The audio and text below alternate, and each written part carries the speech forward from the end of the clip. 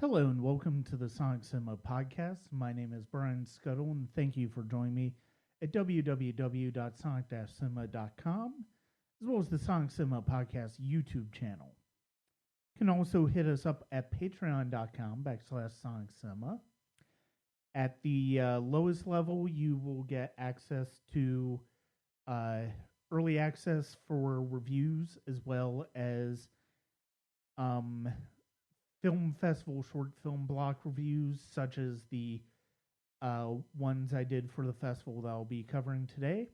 And at the upper levels, among the things you will get are my Oscar coverage, which will be interesting to see what happens this year, and other deep dives, such as my Lonesome Dove miniseries discussion and the piece that I did on Jackie Chan's Police Story series back in July.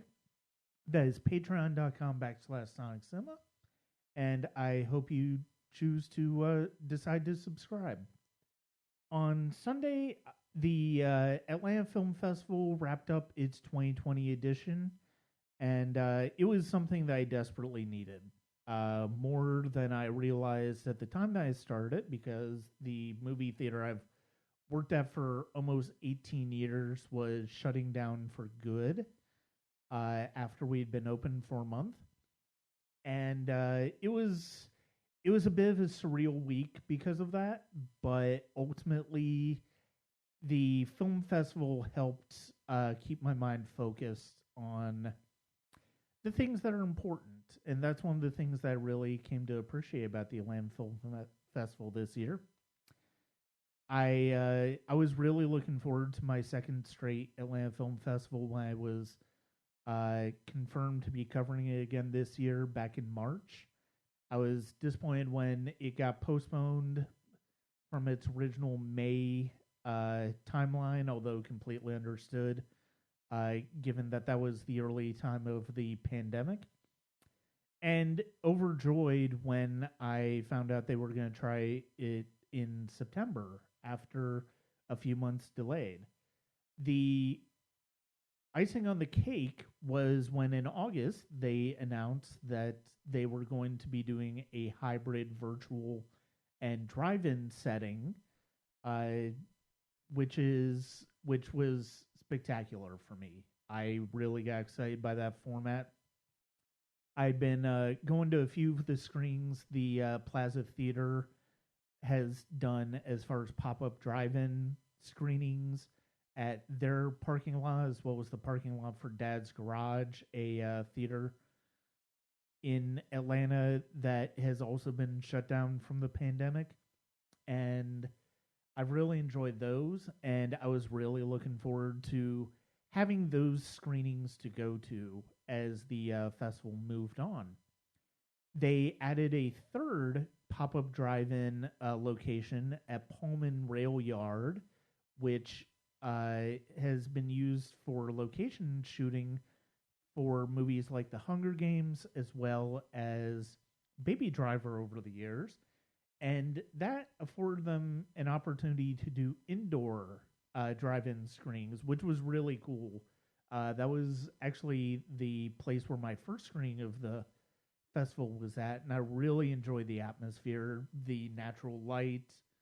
There was enough natural light and just general lighting to make an interesting experience, and I really enjoyed the environment, and I really enjoyed the relaxed nature of the festival because of the drive-in format. It was much something I kind of needed after the virtual Fantasia Fest kind of wore me out, and then going back to work for a few weeks, and that was something that I really need, and part of it came from not just the relaxed notion of the festival because of the drive-in aspect. The virtual aspect was I didn't do as much with that. I did take in a couple of the short film blocks that way, as well as some of the films that were also available on virtual as well as in drive-in screenings to catch up there. But mostly I stuck to the drive-in screenings as far as most of my movies at the Atlanta Film Festival. One of the things that occurred to me, I think it was the Monday of the Atlanta Film Festival going into the week that each film festival I've been to this year, I've been to three, has its own personality, and that's indicative not just of the experience and the environment that was built around each festival, but the films themselves. Um, and I think it was more pronounced with the Atlanta Film Festival this year because this was my second year in a row covering it. The Atlanta Film Festival, the thing that I loved about the Atlanta Film Festival was that whether it's with regards to narratives or documentaries, especially in the features category, the films always seem to center on stories of personal growth and change, or social issues that help us engage with a different community that is not our own.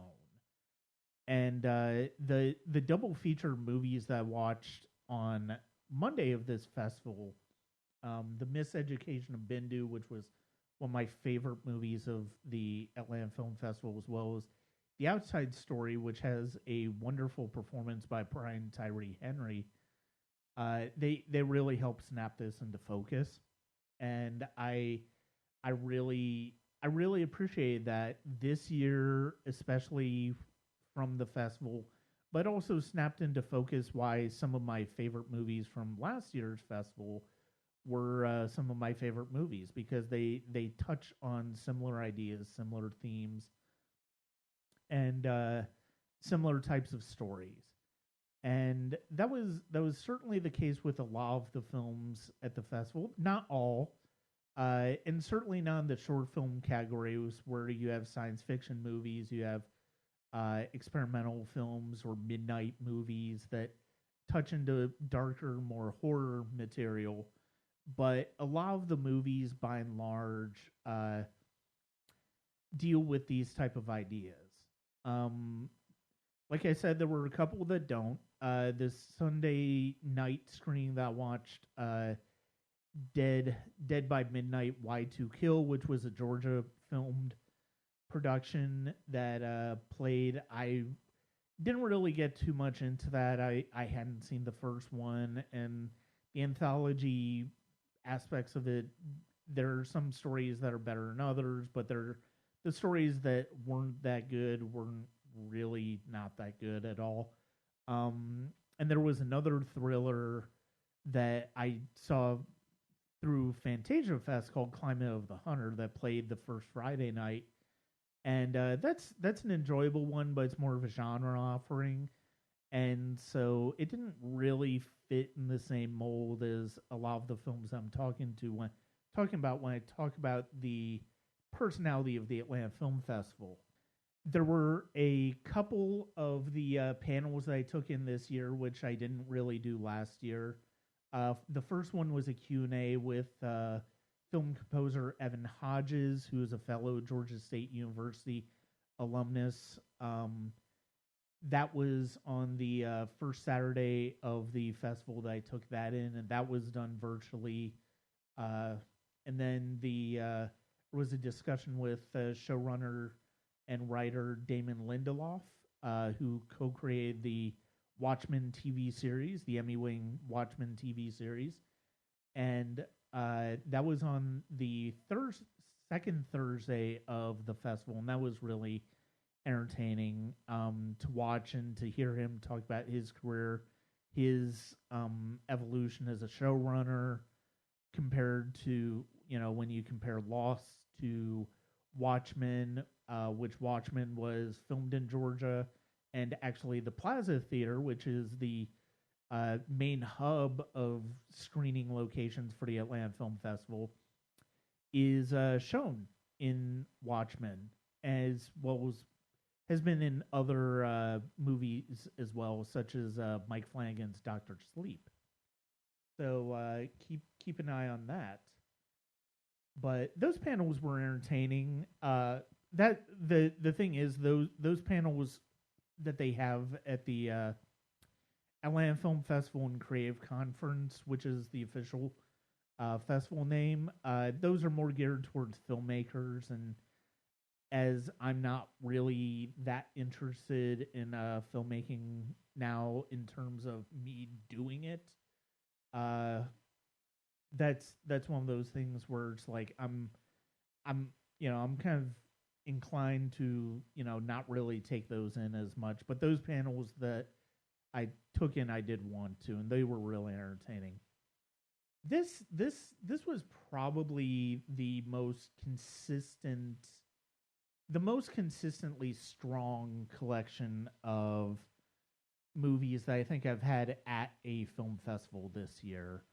All of the features that I saw, with the exception of Dead by Midnight, Y2 Kill, which again I wasn't that high on, um, are really solid and strong movies that deal with a lot of important issues for the most part.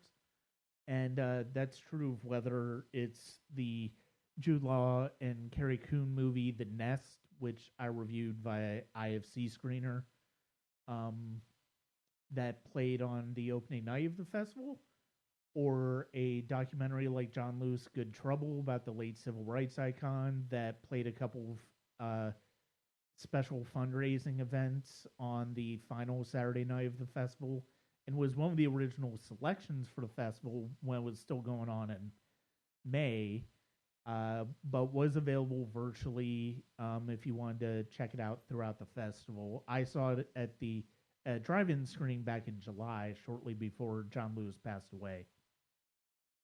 The thing that's really nice about the Atlanta Film Festival is the collection of, it's a combination of narratives and documentaries, and that's one of the things I really appreciate about it. And there were some really terrific ones, and there were some really emotional ones as well.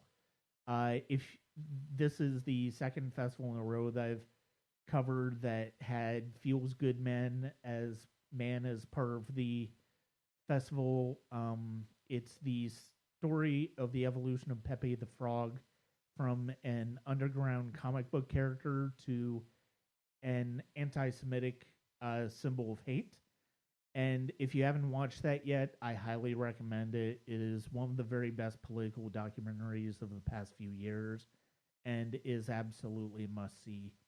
Um, Overseas really crushed me. I saw it via media screener before the festival, but was available virtually.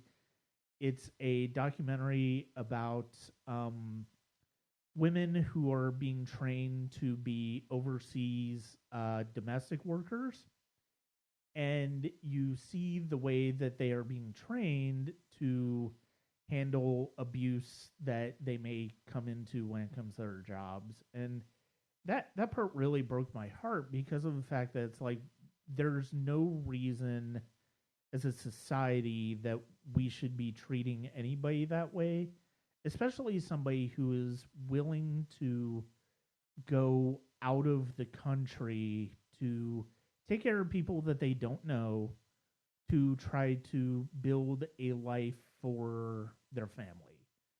And there were scenes in that documentary that just broke my heart. One of my favorite documentaries of the festival was Cinema Premiere.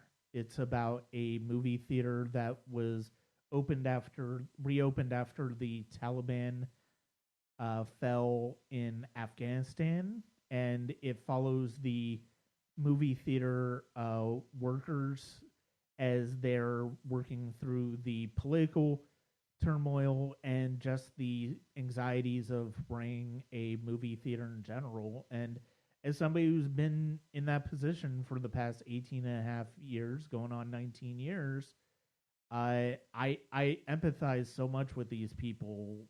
I'm not in, I've never been in a position the way they have been, but some of the ways they have to deal with the higher ups, some of the ways they have to deal with customers, I understand all of that is so palpable, and it was one of my. It's one of the greatest love letters to the movie theater industry I think we've ever seen. And if you have a chance to see it, I cannot recommend it enough. Cinema Premiere was one of my favorites of the festival. One of the earlier movies that I watched in the festival was another documentary. It's a movie called In the Cold Dark Night, and it's the story of the murder of Timothy Coggins in Griffin, Georgia. And it's about two investigations into his death, one in 1983 and the other one in 2018, which was a reopened case. And it basically looks at the ways that the original case played towards typical at that time racial concerns and racial prejudice in how it was handled versus the new one, which doesn't necessarily isn't necessarily a who done it, but a why done it. And that comes from one of the co-directors himself, Stephen Robert Morse, and I did an interview with him shortly before the film showed at the Atlanta Film Festival, and I hope you enjoy that interview now.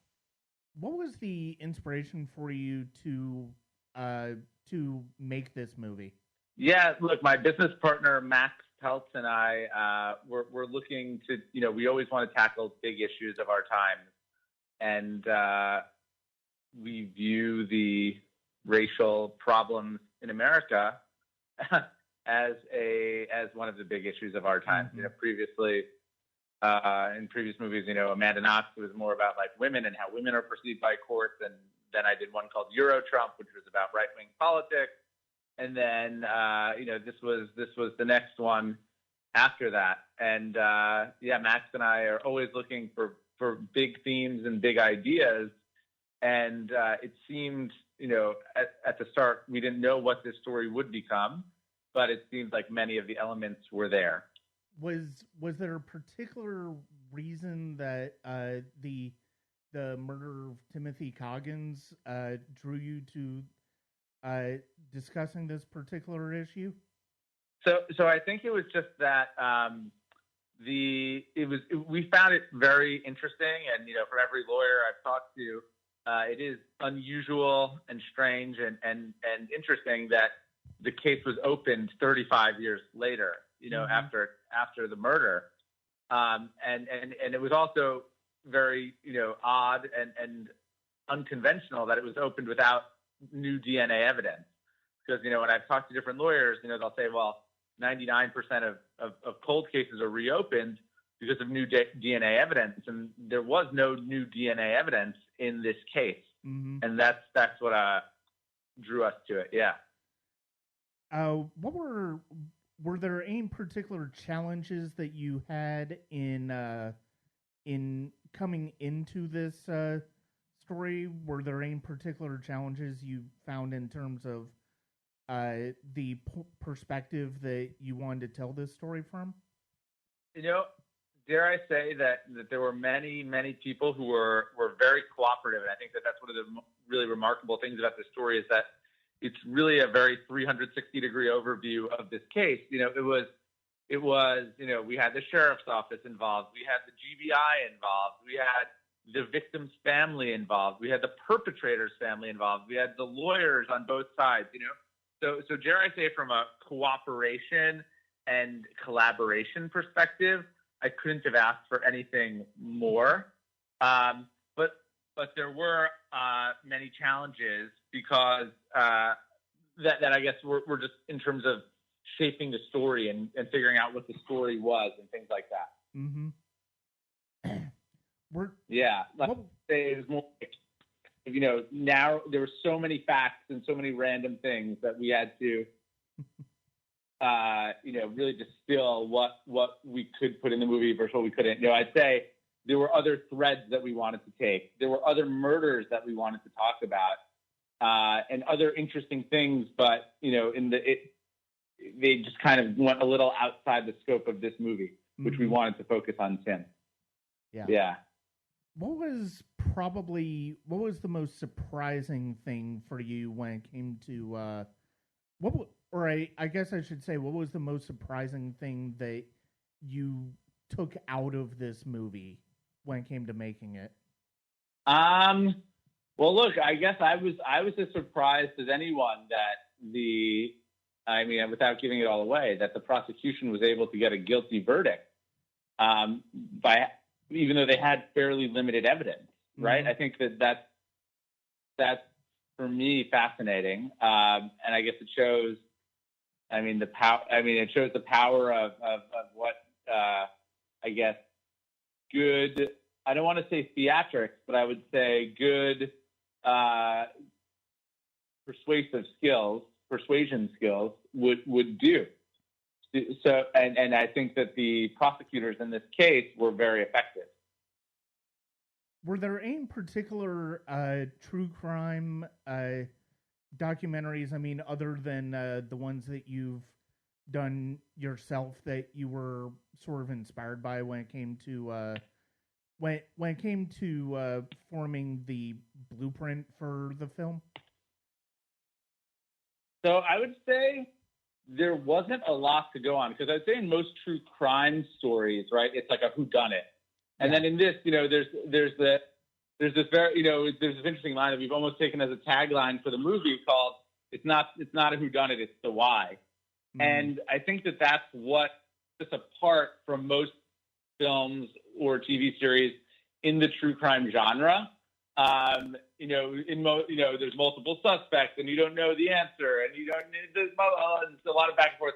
This wasn't really about that as much, which, from that, that's why I think it was a special project for me, at least. It was. I hope that we were able to innovate a little bit on the traditional crime genre in this, while also still telling a deep and compelling story.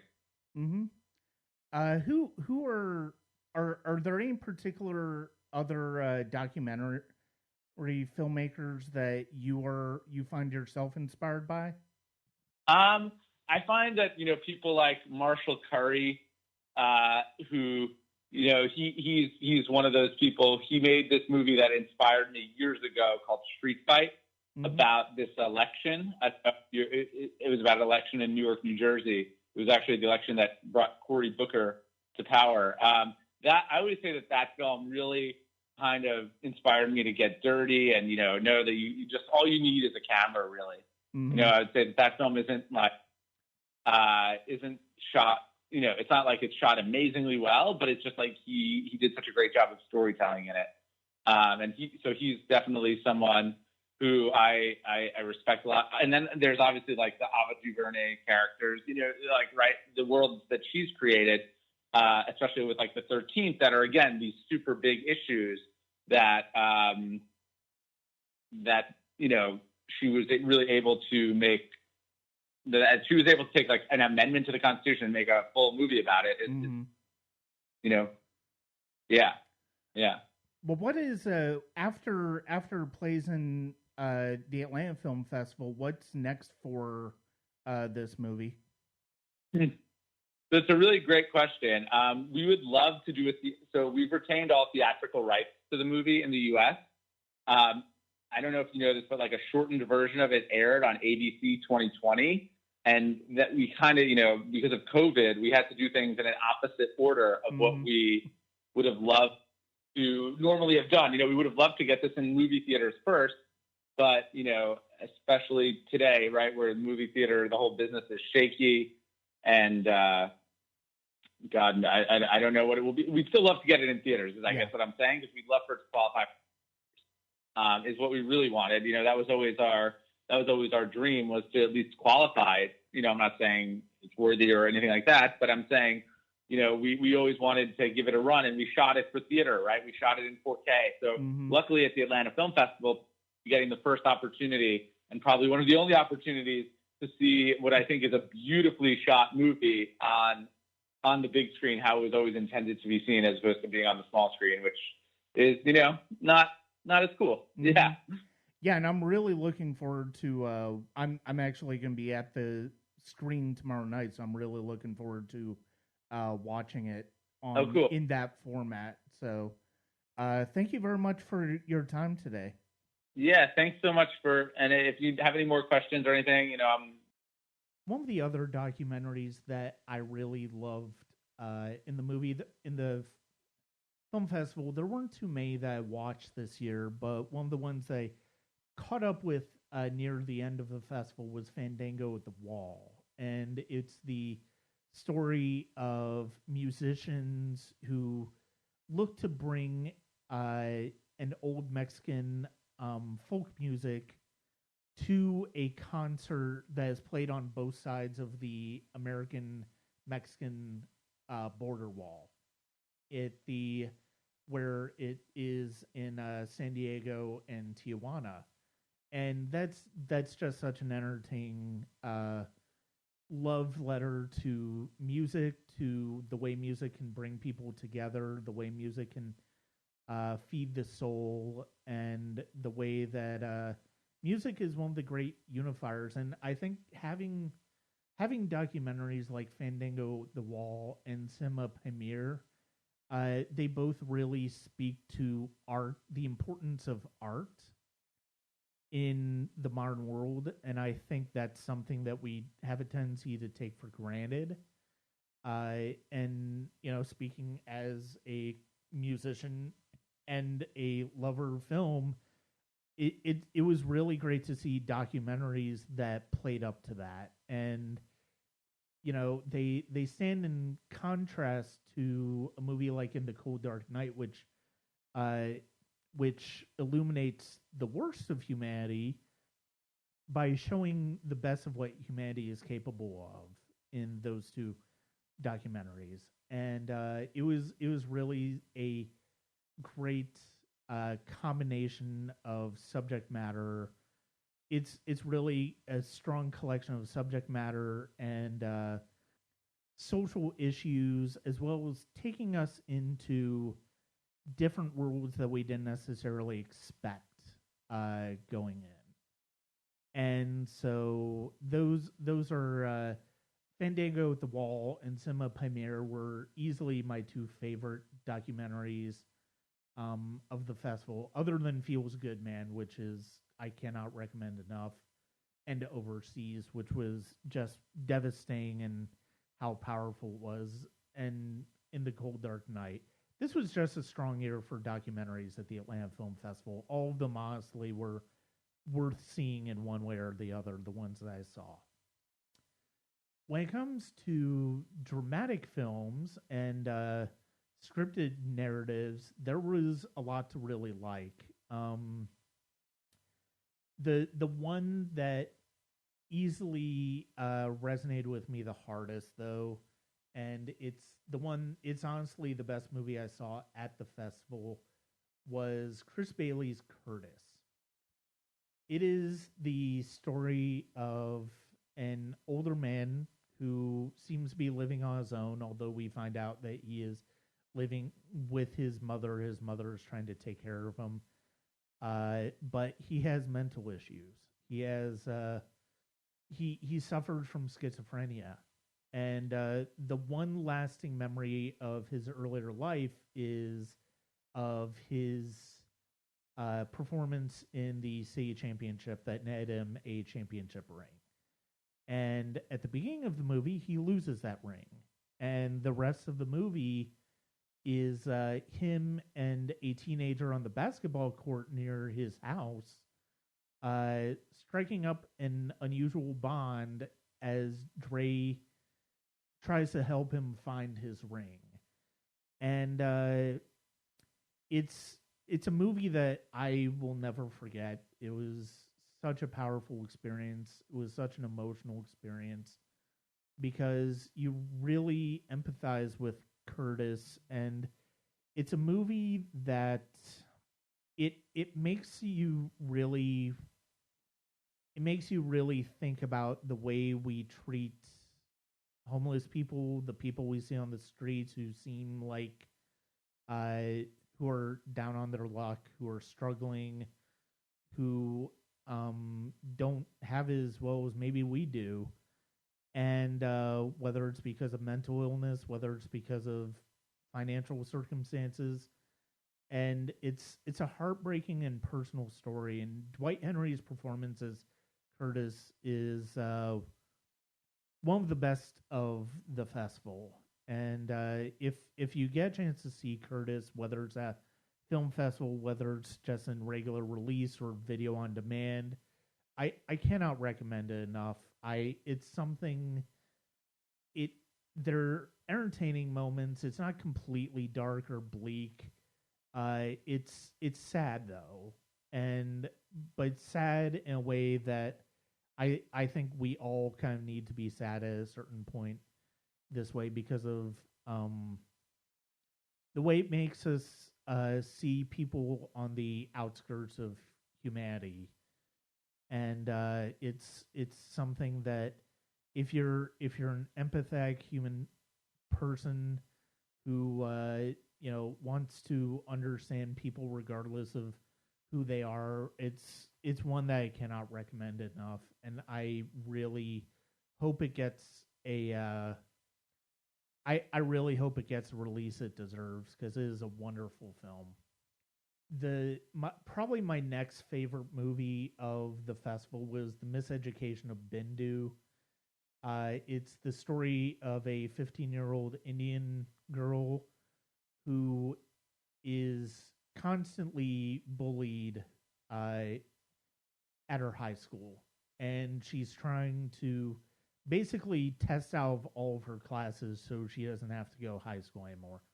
The problem is, there's a fee that's due for the last test, and she has to rely on her classmates to get her out of school. The screenplay by director Mohan and Kay Tuxford is absolutely wonderfully structured. It all takes place in the course of a day, but feels like there's a wealth and 4 years of high school experiences that take place during this day, and is just wonderfully paced and wonderfully entertaining. It's very much a comedy, even though there is a degree of drama to it in some of the ways that Bindu is bullied, but it's ultimately intended as an uplifting comedy, and it is because of the performance by Megan Surrey, who is absolutely wonderful in this movie, and it's one of my favorite performances of the year. And this is another one that I think, sort of like Eighth Grade, it's going to find an audience, and it's going to find an inviting audience, and it would not surprise me if Megan Surrey becomes a bigger star afterwards. It is a wonderful movie, and she brings a lot to the film, and it's just terrific. Uh, Probably one of the other movies that I respond strongly to was The Killing of Two Lovers, which has Clayne Crawford, who was Martin Riggs on the Lethal Weapon TV show. His is another great performance, and he plays a father and husband who is trying to keep his family together while he and his wife are separated. And it's a very powerful drama, and it follows him all the way through. I had an interview with the writer that is now online on the YouTube channel, as well as posted on the review. It's well worth checking out. The Killing of Two Lovers is a terrific film. Also, as far as the smaller independent films, Black Conflux by Nicole Dorsey, it's an interesting take on a coming of age film, because the two people coming of age are a 15-year-old girl and a 20 something, I think 20 something guy who is very introverted. and the way that their stories connect is very tenuous, and it almost feels like you're watching two movies for the most part, but ultimately leads to the same part. And the performances by Ella Ballantine and Ryan McDonald in those roles is what sells it. I had a chance to talk to Nicole Dorsey about it. You can find that interview online. If comedy is something that you're more interested in, Joshua Leonard's Fully Realized Humans was a pretty entertaining one.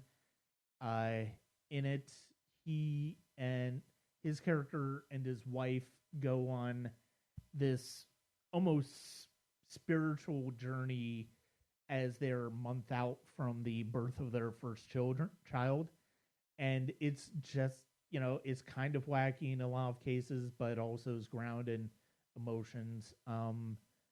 I have an interview with Joshua Leonard about that one. That was really fun to talk to him about as well.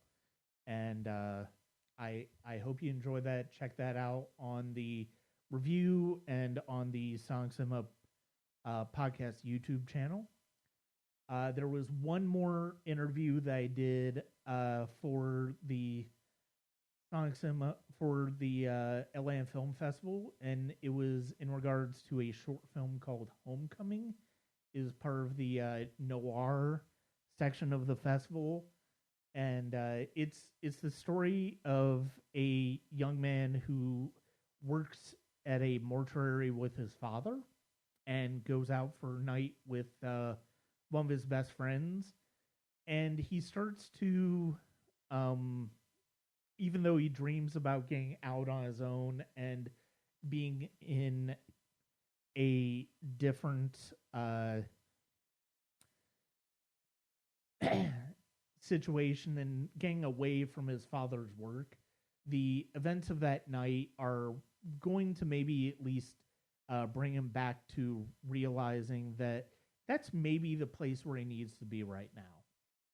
I had a chance to talk to that film's director, Carlton Daniel Jr., after watching it, and here is that interview. Where did the inspiration for the film come from? So I wrote this film after actually working for years in a funeral home myself. It was my very first job when I was in high school, and I was really inspired by the family who owned the business. I was inspired by the people who were coming in, grieving their loved ones.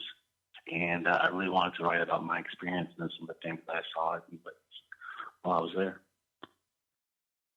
One of the things that's interesting about this, I think, is the fact that we see the film from the perspective of Junior in this movie, and it's one of the more interesting ideas in the movie is the idea that he wants to go, he wants to do something more than just run the mortuary that his father's run. And normally it's like you think about that in terms of characters in a movie or TV or just in general and think, well, that's a good thing. That's a good thing to be able to branch out. But as the story progresses in this case, maybe he sort of gets the idea that, maybe that's not quite where he needs to be at this point. Right. Is there a question? Oh, see, what I guess one of the things is I was curious is what inspired what sort of inspired the narrative arc that we go on with Junior? Oh, okay, gotcha. I mean, that's a great question. I think so. At the heart of it, the story is about grief. Homegoing is about a young man, a mortician's son, who's balancing those expectations of working at his father's funeral home and having a night out with his friends and just being a young black man in America. Mm-hmm. And when grief intrudes on some of his own closest relationships, he has a whole different outlook on life in the world. It's kind of like a coming of age story for him. Yeah. Because, the entire time in the story, he's dealing with grief on a very, from like a very business perspective, he's almost desensitized to like the death he sees because he sees it every day at work. It's his job. So I think it hits him very differently when he's experiencing this grief for the first time on a very personal level with like someone with one of his friendships, and ultimately someone that he feels deeper for in ways that go beyond friendship. So it's just about the story. I wanted to showcase and highlight the beauty of friendship, the beauty of Black men and being vulnerable with each other and having that softness and showing that intimacy and showing authentic relationships in a much deeper sense that we really get to see Black men in like multidimensional ways in this way on television and film. Yeah, and one of the more interesting little things, and it's not necessarily something that it's not it's something very subtle in the movie when it comes to the conversation between Junior and Meech in the car, is this this contrasting notion of sort of how Meech looks at sort of his legacy that his father brought to him, while compared to Junior's, where it's like you have this different dynamic where Meech is, and it almost, in a way, it almost, I feel like it almost, what am I trying to say? I feel like it almost informs it completely informs where these characters are going to head throughout the short. Was that a conscious decision when it came to writing the movie, that you have this idea of things that fathers pass down on us, and just sort of the different ways that we can react to that? Yeah, that's a great question. I mean, the thing about funeral homes, Black funeral homes in particular, is that they're very unique in the sense that they're businesses that are passed down from generation to generation. They're businesses that are not beholden to white power structures, which is very rare in our communities. So it's a very rare and special gift to actually have a business that's being passed down to you. And I don't think Junior really realizes that initially at the very beginning of the story. And it's not till the end that I think he gains a deeper appreciation for that.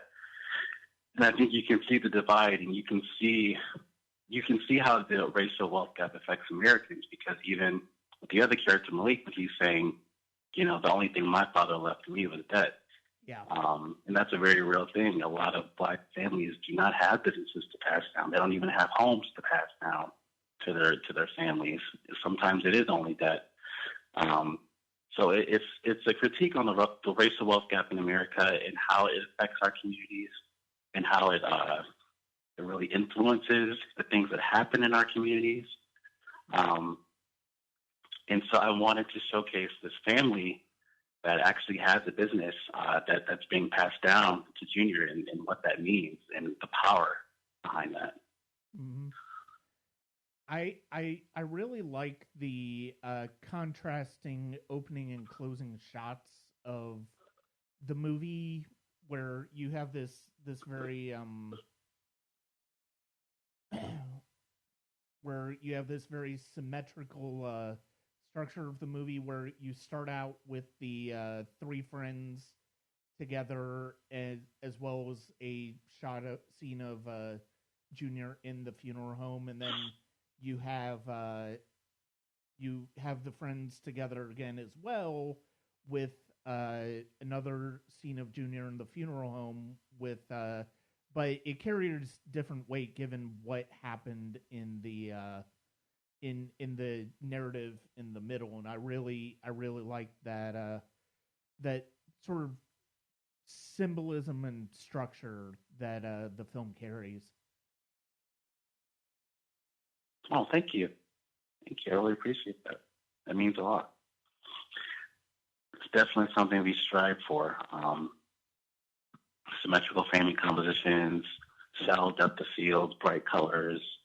Those are all some of the aesthetics that we were going for when we shot this. Mm-hmm. What's after it was part of the Atlanta Film Festival? What is next for Homegoing going forward?